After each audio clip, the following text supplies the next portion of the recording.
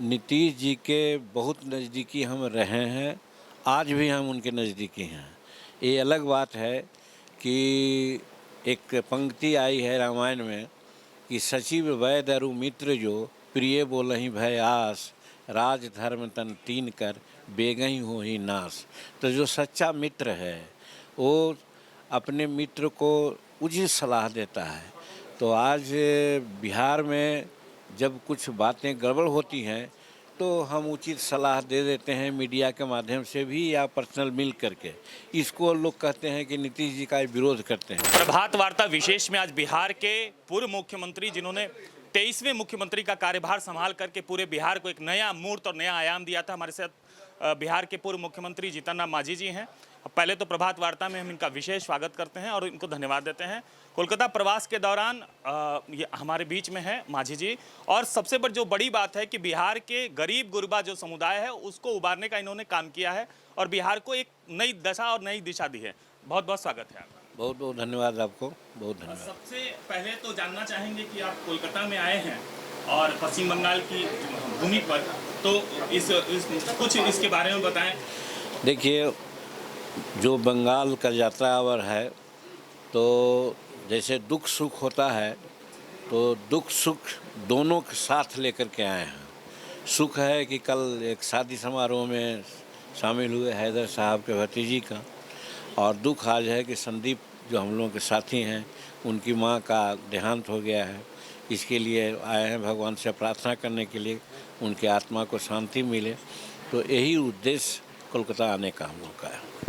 एक समय था जब आप नीतीश कुमार जी के सबसे ज़्यादा करीबी थे, और आज जो हिंदुस्तानी अवाम मोर्चा का की जो कार्य प्रणाली है, जो कार्यशैली है बिहार में, लगता है कि बिहार में जब भी कोई सरकार बनेगी अब इसके बाद में, उसमें हिंदुस्तानी अवाम मोर्चा की ज़रूरत ज़रूर पड़ेगी। तो आप क्या लगता है आपको?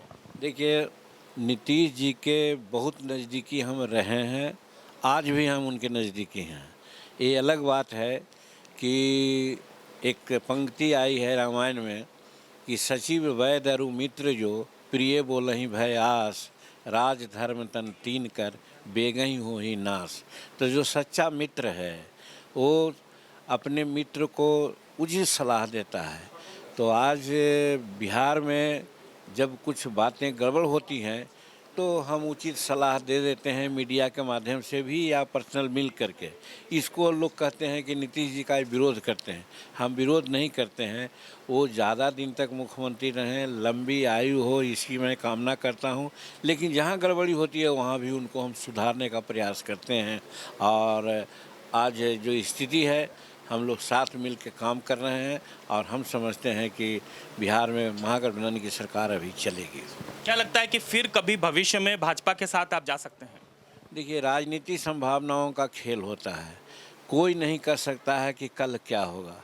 लेकिन वर्तमान सिनारियो जो है वहाँ, उसमें भाजपा के साथ जाने का कोई औचित्य ही नहीं बनता है। अगर भाजपा के साथ जाने की बात रहती तो नीतीश कुमार क्यों इधर आते?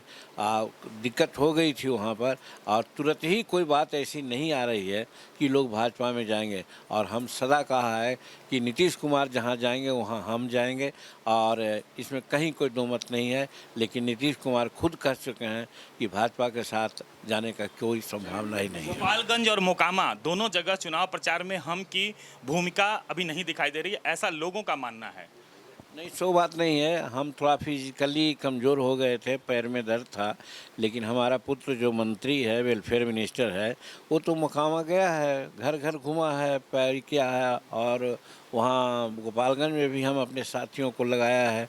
हमारे जितने भी ये जो हैं डिस्ट्रिक्ट प्रेसिडेंट चाहे और लोग, सब लोग लगे हुए थे। और हम समझते हैं कि दोनों जगह महागठबंधन की जीत होगी। महागठबंधन ने राष्ट्रीय जनता दल को टिकट दिया और राष्ट्रीय जनता दल के दोनों उम्मीदवार हैं, दोनों उम्मीदवार जीतेंगे। हाँ, ये लगता था पहले कि बहुत साधारण रूप में बात है, हम लोग सीधे जीत जाएंगे। इधर थोड़ा टफ हो गया है। टफ होने का कारण यही है कि गोपालगंज में बसपा के कैंडिडेट थोड़ा सा वोट काट रहे हैं, और मोकामा में चिराग साहब को आ जाने के बाद थोड़ा सा मार्जिन कम होगा। लेकिन चुनाव दोनों जगह जीतेंगे हम लोग। बहुत बहुत धन्यवाद आपको प्रभात।